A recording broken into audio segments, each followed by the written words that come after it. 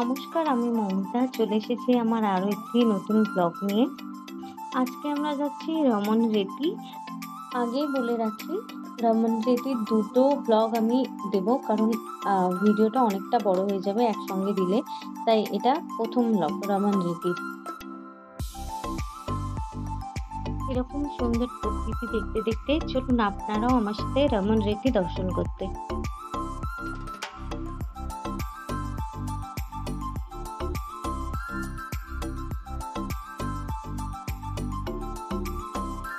চলুন, আমরা প্রায় এসেই গেছি রমন রেতির কাছে।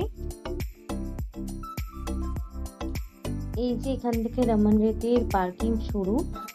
অনেকটা বড় জায়গা, অনেকটা বড় এরিয়া, তাই আমাদের পার্কিংটা একটু গেটের সামনেই করানো হয়েছিল।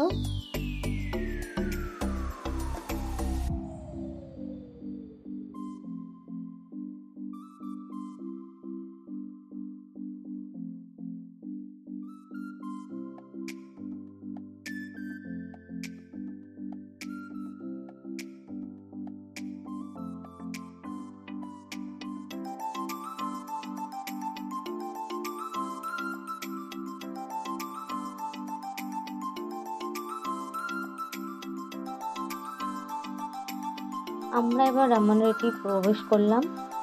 এই যে দেখুন, খুবই ভিড় ছিল, মানে অস্বাভাবিক ভিড় ছিল। যাই হোক, এখানকার সবকিছুই খুব ভালো, সব নিয়ম কানুন।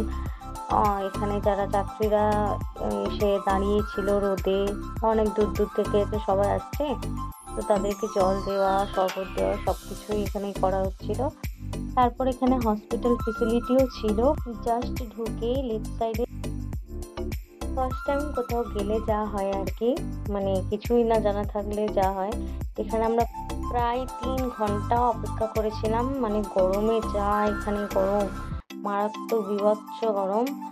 তো 3 ঘন্টা অপেক্ষা করার পর আমরা জানতে পারলাম, হ্যাঁ, তারপরে বলা হয়েছিল যে কুপন নেওয়ার জন্য, কিন্তু কুপনটা আদতে এই ভিতরটা দেখার জন্যই না। কুপনটা হচ্ছে এখানে একটা গুরু এসেছিলেন তার বক্তৃতা বা কথা শোনার জন্য। এই যে এটা দিয়ে গেলেই আমরা দর্শন করে নিতে পারতাম, কিন্তু বললাম না, প্রথমবার কোথাও গেলে যা হয়।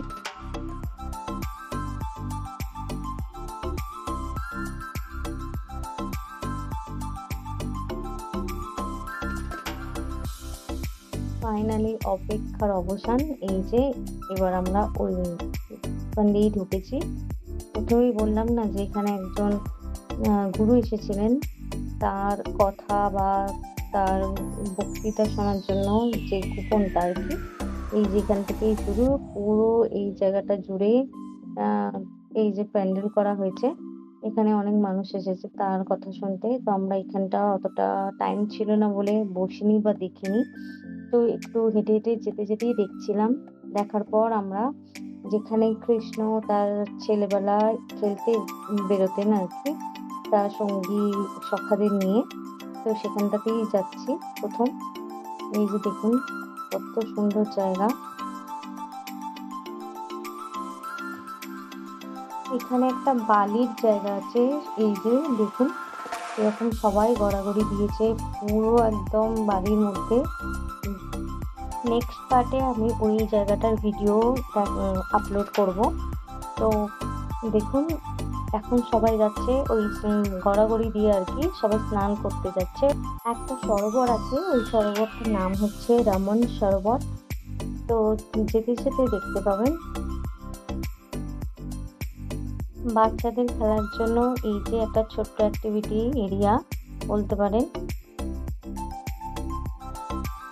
আমরা সবাই ওই সরোবরটার দিকেই যাচ্ছিলাম, সঙ্গে এখানে হাতি, তারপর অনেক কারুকার্য, তারপর শ্রীকৃষ্ণের ছোটবেলার সব স্মৃতি। এই যে দেখুন, এইগুলো সব দেখতে দেখতে, এই দৃশ্যগুলো দেখতে দেখতে যাচ্ছিলাম।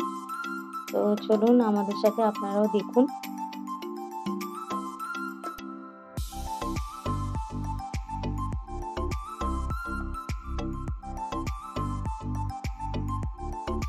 এই যে এদেরকে দেখুন, খালি বালি মেঘের অবস্থাটা করেছে নিজেদের। এত হাসিও পাচ্ছিল, আর আফসোসও হচ্ছিল যে আমরা করতে পারলাম না। যাই হোক, এই যে দেখুন ভিতরেও একটা বড় অ্যাক্টিভিটি এরিয়া রয়েছে। এখানে সবাই খেলছে, দোলনা আছে, ছোটবেলায় আমরা যেরকম স্লিপ খেতাম ওই সবগুলোও আছে। সবই বাচ্চাদের, বড়দের, বড়রাও মানে সেই সঙ্গে উপভোগ করেই নিচ্ছে নিজেদের ছোট বয়সে সবকিছু। তো এই যে দেখুন সরোবরের কাছে চলে এসেছি। জায়গাটা সত্যি অসম্ভব সুন্দর। সবাই স্নান করছে। এই যে বালি মেখেছে না সবাই, তো সবাই এখানে এসে স্নান করছে। এই জলে স্নান করাও খুবই ভালো। ভিডিওটা আজকে তাহলে আমার এই পর্যন্তই। দেখা হচ্ছে পরের পার্টে। ভিডিওটি ভালো লাগলে অবশ্যই একটা লাইক, কমেন্ট করবেন। আর চ্যানেলটি সাবস্ক্রাইব করে দেবেন যদি নতুন হন। বাই।